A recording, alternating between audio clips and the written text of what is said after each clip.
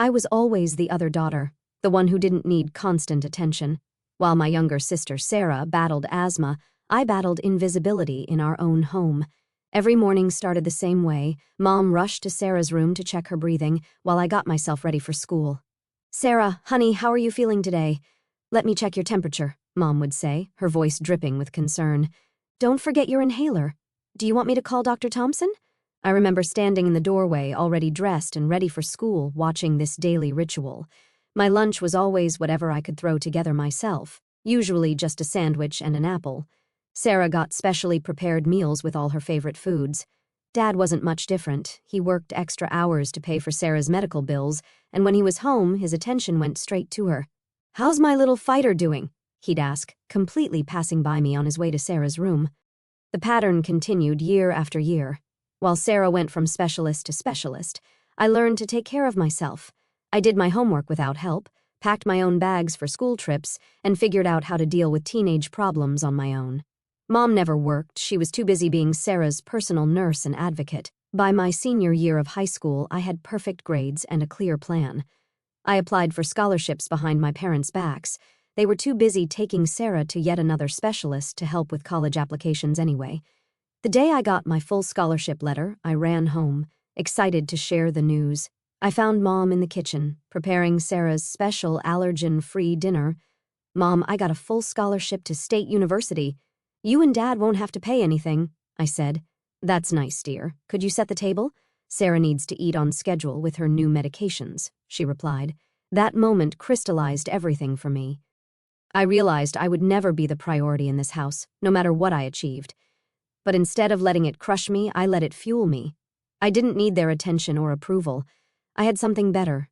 I had my freedom. The day I left for college, Mom was too busy with Sarah's latest health crisis to even say goodbye properly. Dad just handed me some money and said, "Drive safe." College flew by like a dream. I threw myself into my studies, made real friends for the first time, and graduated with honors. The marketing department at Reynolds & Company snapped me up right after graduation, and suddenly I was earning more money than I'd ever seen in my life. I hadn't heard much from my parents during college, just the occasional text from Mom asking if I was doing okay before immediately launching into updates about Sarah's latest health issues. But that changed once I started working. The first call came about 6 months into my job. "Erica, honey." Mom's voice was sugary sweet, a tone I hadn't heard directed at me before. "Your father and I are in a bit of a tight spot. Sarah needs some new treatments, and with the medical bills..." I cut her off. "How much do you need, Mom?" "Oh, just $2,000. We'll pay you back next month." They never did pay me back, not for that loan, or the next one, or the one after that. But honestly, I didn't care. For the first time in my life, I felt like I had something they needed, and that gave me a strange sense of satisfaction. Then I met Mike. He was always making me laugh, always seeing the bright side. We dated for a year before he proposed, right there in the break room with a ring hidden in a coffee cup. When we told my parents we were getting married, Mom's first response was, "Oh, but Sarah's having some health issues right now. We might not be able to contribute much. We don't need anything," I told her firmly. "We're handling it ourselves." And we did. We had a small, perfect wedding with just our closest friends. Mike and I paid for everything ourselves, took a modest honeymoon to the beach, and came back ready to build our life together. We both worked hard and saved every penny we could. Within 2 years, we had enough for a down payment on a small apartment. 3 years later, it was paid off completely. "We should have a baby," Mike said one night as we sat on our balcony watching the sunset. I looked at him, this wonderful man who had given me everything I'd never had growing up: unconditional love, support, and a true partnership. "Yes," I said, "we should." Emily was born on a spring morning, perfect and healthy. Mike was the proudest dad I'd ever seen, taking pictures of every little thing she did. When she was 2 months old, he got a big promotion at work. "Just one business trip," he told me, kissing Emily's forehead. 3 days in Chicago, then I'm all yours again." I drove him to the train station that morning. That was the last time I saw him. The call I got wasn't from Mike. It was from the railway company. There had been an accident. The train had derailed. There were no survivors. The first few weeks after Mike's death passed in a blur. I moved through my days like a ghost, going through the motions of feeding Emily, changing her, trying to keep both of us alive while feeling half dead inside. The insurance company called with details about Mike's life insurance policy, but money wasn't what I needed most right then. I needed help. "Mom, I said over the phone, my voice cracking. I can't do this alone. Could you help me with Emily just for a few months while I get back on my feet? I'll pay you whatever you want. There was a long pause on the other end. Oh, honey, Mom said, and for a moment I felt hope. Then, you know I'm not as young as I used to be. Taking care of a baby is so demanding, and with my blood pressure, I just can't risk my health, Erica. Maybe you could hire someone. You have the insurance money now, right? The words hit me like a slap. I thought about all those years Mom had devoted to Sarah's care, how she'd never worked because Sarah needed her constant attention. But now, when her other daughter needed her, when her granddaughter needed her, yeah, I said flatly, I'll figure something out. And I did. I found a wonderful nanny named Maria, who loved Emily like her own. The insurance money meant I could afford the best care for my daughter, and slowly we settled into a new normal. Emily grew from a baby into a toddler, showing more of Mike's smile every day. Then came the call about Sarah's engagement. Your sister is marrying James Peterson, Mom gushed over the phone. His family owns that big real estate development company, can you believe it?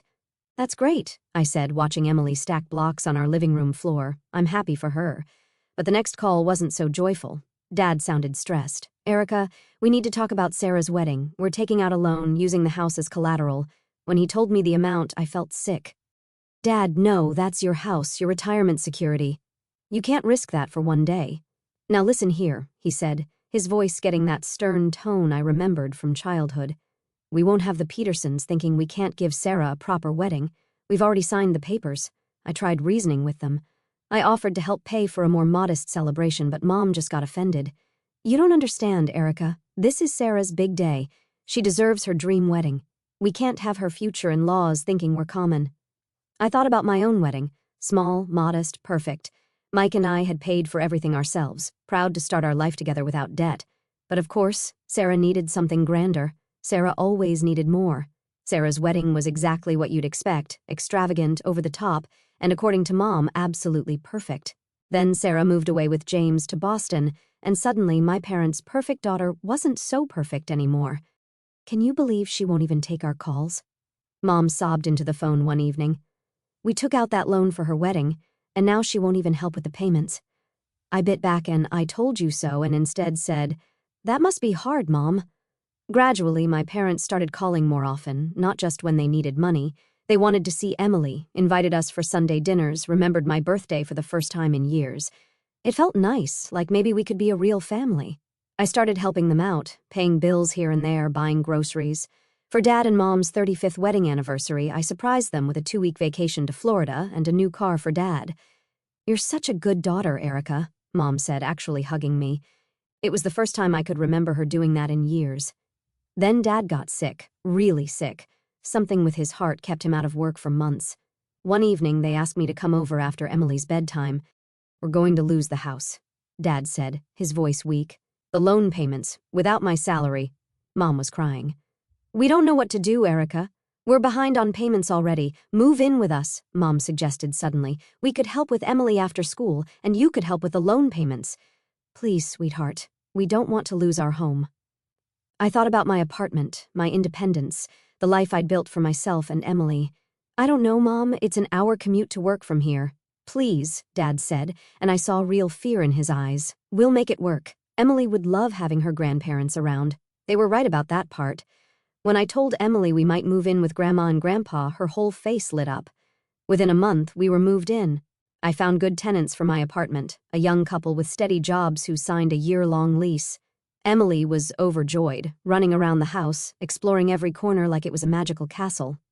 I took over the loan payments and most of the household expenses. Mom seemed to transform overnight into the grandmother she'd never been before, picking Emily up from school, helping her with homework, making her favorite snacks. Look what Grandma made for you, Emily, she'd say, pulling fresh cookies from the oven. Emily would beam, and I'd try not to remember all the times I'd come home to an empty kitchen as a child. For a while it seemed to work. Dad's health improved, though slowly.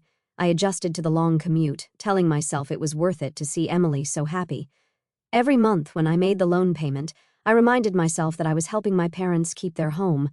But there was always this nagging feeling in the back of my mind, a voice that whispered, how long can this last? When will the other shoe drop? After Dad recovered and returned to work, I noticed Mom started making excuses about watching Emily. My back hurts today, Erica. I'm not as young as I used to be. It's so exhausting keeping up with a child her age. Finally, one morning she just came out with it. I think you should hire a nanny. I can't handle this anymore. So I hired Karen, a sweet older lady who clicked with Emily immediately. Every morning I'd leave for my hour-long commute to work, wondering why I was still living in my parents' house when I had a perfectly good apartment across town. But every time I mentioned moving back, Mom would bake her famous apple pie, the one she knew Emily loved, and say things like, "Oh, but we love having you both here. Don't we live so well together?" Emily would beam, her face covered in apple filling, and I'd push down my frustration for another month. This went on for 2 years. Then one evening, Mom and Dad sat me down after Emily went to bed. "Honey," Mom started, her eyes already welling up. "We still have 2 years left on Sarah's wedding loan." Dad jumped in. "We know it's a lot to ask, but could you stay until it's paid off? We're so close to being free of it." I thought about the exhausting commute, the way my life had been put on hold. But then I thought about Emily's happy face when she talked about living with her grandparents. "Okay," I said, "1 more year." I called my tenants and extended their lease. Then came the day that changed everything. I walked up to the house after another long day at work, and there was Sarah, standing in the doorway with a very pregnant belly. "Move away from the door, Sarah," Mom screeched from inside. "You'll catch your death in that draft." Sarah smirked at me as she stepped aside. Well, look who's here." Inside, it was like stepping back in time. Mom was fluttering around Sarah like a worried hen, adjusting pillows, checking her temperature, asking if she needed anything. "I made your favorite dinner, Sarah, and there's herbal tea for the baby." During dinner, Sarah dropped her bomb. "I've decided to have the baby here," she announced, "so you and Dad can help with the newborn." Mom's face lit up like a Christmas tree. "Of course we will. We'll help with everything." I sat there, fork frozen halfway to my mouth, as the memory hit me like a physical blow. Me, alone with 3-month-old Emily, desperately calling Mom after Mike's death. "You know I can't risk my health taking care of a baby, Erica." I looked at my mother, really looked at her, and saw with perfect clarity what I'd been trying to ignore for years. Nothing had changed. Nothing would ever change. Sarah would always be the one who needed them, and I would always be the one who needed to understand. For the next 2 weeks, I watched history repeat itself in excruciating detail. Mom waited on Sarah hand and foot, bringing her breakfast in bed, scheduling doctor's appointments, and stocking the house with her favorite foods. The monthly apple pie that had been Mom's way of keeping Emily and me there, it stopped appearing altogether. The final straw came one evening when I overheard Mom and Sarah discussing nursery plans. For my room and Emily's room, I couldn't take it anymore. I walked into the living room where everyone was gathered. "So that's it? You're just going to pretend the last few years never happened? That Sarah didn't abandon you with a massive loan that I've been helping pay?" Sarah rolled her eyes. "Oh, here we go, Saint Erica to the rescue." "Sarah, honey, don't get upset. It's not good for the baby," Mom fussed. "No, let's talk about this," I pressed on. "Let's talk about how you mortgaged your house for her wedding and then she disappeared. Let's talk about how I've been paying that loan while she was off living her best life." "That's none of your business," Sarah snapped. "Nobody asked you to pay anything. If you're so unhappy here, why don't you just go back to your precious apartment?" "Erica," Mom cut in, practically pushing me toward the door. "Why don't you run to the store? We need a few things." She thrust a shopping list into my hands. "It'll give everyone a chance to calm down." I felt like a child being sent to my room, but I went. Maybe the fresh air would help me think clearly. 20 minutes later, I returned with the groceries. The sight that greeted me stopped me cold. Emily was sitting on the front steps, crying, surrounded by hastily packed bags and boxes, all our belongings. "Mommy!" She ran to me, sobbing.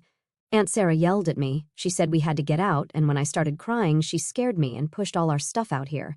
Something snapped inside me. I stormed into the house. "How dare you?" I shouted. "How dare you treat my daughter like this?" "Erica, calm down," Dad started. "No, I will not calm down. For years I've watched you favor Sarah. When Mike died and I needed help with Emily, you couldn't be bothered. But Sarah snaps her fingers, and you jump. I paid your bills, your loan, helped save your house, and this is how you repay me? By throwing my child out? Now listen here," Mom began. "No, you listen." "I've spent my entire life being the responsible one, the reliable one, the one who's supposed to understand when Sarah needs something. I've given you everything, and you've given me nothing but scraps of attention when Sarah wasn't around to demand it all. I grabbed the grocery bags and hurled them across the room. Cans rolled across the floor, eggs cracked, and vegetables scattered everywhere. Mom gasped. Sarah smirked. Dad's face turned red with anger. "Get out," he roared. "Get out of our house and don't you dare come back. You're no daughter of ours," Mom added, her voice cold. "We never want to see you again." I stood there, breathing hard, looking at these people who were supposed to be my family. Then I turned and walked out, closing the door on 28 years of trying to be good enough. Standing on the sidewalk that night, surrounded by hastily packed bags and boxes, I felt completely lost. Emily's small hand gripped mine tightly as tears rolled down her cheeks. I pulled out my phone with trembling hands, trying to think clearly. Our apartment was rented out for another year, and I couldn't just kick the tenants out legally. I needed to give them 3 months' notice. I called a nearby hotel first, then ordered an Uber XL to help with our bags. As Emily fell asleep in the hotel bed that night, I sat in the darkness with my laptop, searching for temporary apartments. The next morning, I found a furnished month-to-month rental about 15 minutes from my office. It wasn't perfect, but it would do. I called my tenants while Emily was eating breakfast. "Hi, Lisa," I said to my tenant. "I hate to do this, but I need to give you notice. Some family circumstances have changed." Lisa was understanding. "Of course. We'll start looking right away. Take care, Erica." The next 3 months were strange. Our temporary apartment felt like living in limbo, not quite homeless, but not quite home either. Emily was quieter than usual, processing everything in her own way. Finally, after what felt like forever, Lisa called to say they'd found a new place. 3 months to the day after being thrown out of my parents' house, Emily and I walked back into our apartment. The moment I turned the key in the lock, something shifted inside me. This was our home, our safe place. No drama, no favoritism, no walking on eggshells. "We're home!" Emily ran from room to room, rediscovering her old toys and books we'd left behind. That night, after Emily was asleep, I sat down and really looked at our finances. We were doing well, better than well, actually. Without supporting my parents, I had extra money each month. I opened a new savings account specifically for Emily's college fund and set up automatic monthly transfers. Over the next few weeks, we settled back into our old routine. Emily went back to her old school, where her friends welcomed her back with open arms. I threw myself into work, earning a promotion I'd been too distracted to pursue while living with my parents. 6 peaceful months passed. Emily and I had found our rhythm again. School, work, movie nights, weekend adventures. No drama, no guilt, no complicated family dynamics. Just us. Then came the knock at our door one Sunday morning. I wasn't expecting anyone, so I checked the peephole. My heart stopped. There stood my parents, and they were holding a baby. Against my better judgment, I opened the door. "Erica, please," Mom started, crying immediately. "We need your help." Dad looked older than I remembered, more broken. "Sarah, she's gone. They told me the whole story as they stood in my doorway. I hadn't invited them in. Sarah's husband had discovered she was cheating. A DNA test proved the baby wasn't his. He divorced her and refused any responsibility for the child. And Sarah? She dropped the baby with our parents and disappeared.